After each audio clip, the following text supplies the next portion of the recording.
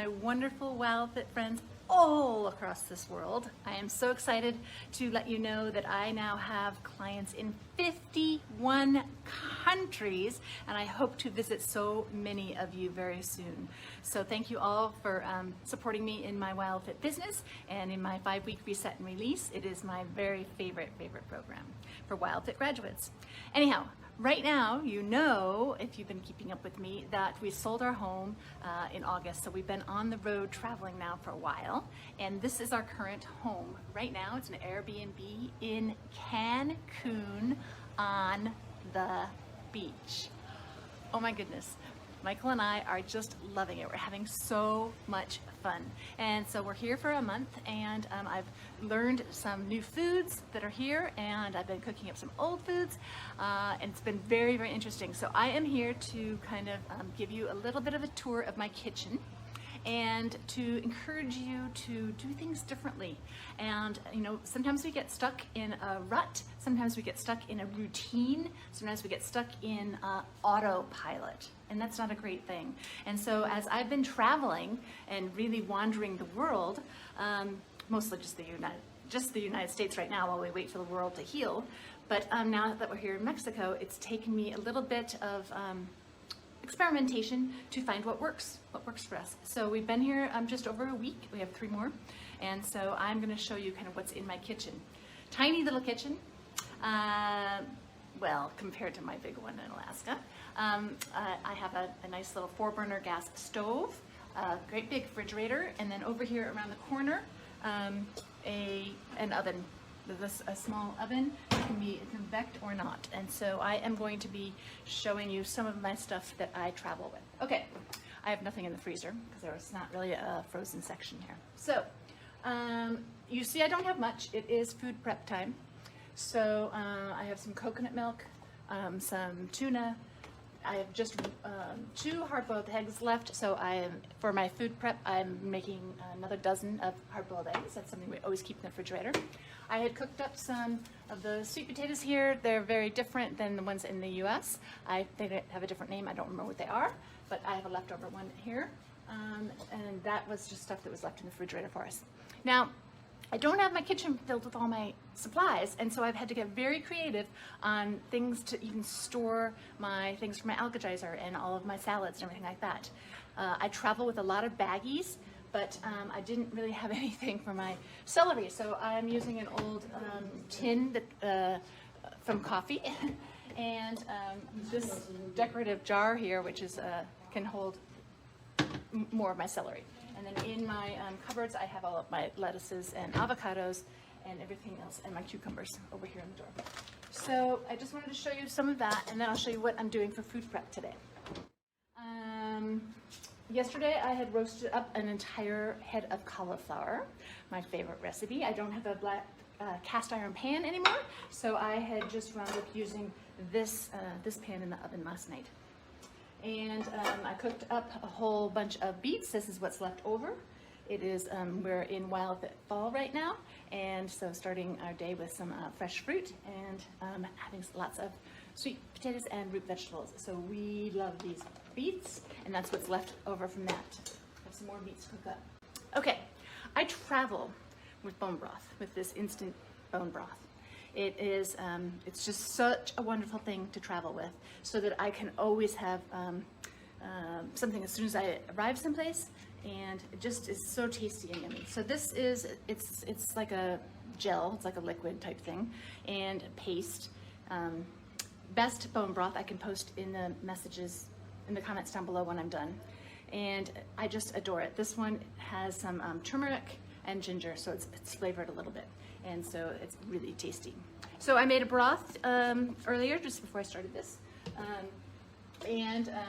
Then I added in, I made the broth from the instant. I added in some chopped up cabbage, and then a chayote. So I had never cooked with chayote before.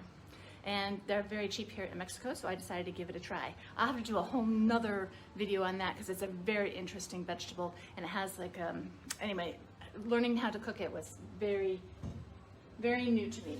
So I just peeled it treated it and then sliced it up into slices and have it with the cabbage and a few onions. Don't tell Michael. And that's a soup that we can have going in the fridge. Okay, my pot of water because I am hard-boiling up an entire dozen of eggs. It's just such an easy thing to have grab and go. I should do cauliflower, beets. Okay, I'm going to be prepping up coleslaw. You know, it's just as easy as can be, and it's one of our very favorites. So I got my bowl out, I got 2 kinds of cabbages, I have my white cabbage and purple cabbage, a little bit of onion, I'm gonna put some, shave some ginger in there. I don't have my Vitamix to make my yummy ginger dressing, so I'm gonna have to just make do. And so that'll be on my food prep today. We got some yummy jicamas. And so I will peel these and slice them up. If you haven't had them, they're kind of ugly looking, and they are kind of a chore to peel, but they're crispy, they're nutty, they're really different and a little bit sweet. So definitely a fall food, WildFit fall. Let's see if I can put my stand down so I can show you some of my things I've been doing for storing my food. Okay. This kitchen is severely lacking in any kind of storage containers, and I travel with some, so I have some small things like this one here, this portable disposable one. I know I don't necessarily love that, but I don't have a kitchen to have my lovely glass containers. One way to really keep your greens nice and fresh, like I said, I travel with baggies, is to wash it all up, especially here in Mexico. You have to wash everything and kind of treat it first. And then have some wet paper towels. And you just kind of roll it all up. It keeps it so fresh. This is over a week old and it's so crisp and yummy. So that's what I do with my greens right away. Keep the paper towels nice and moist. And then you can keep them nice and fresh for your alkalizer, for your salads, and all that stuff.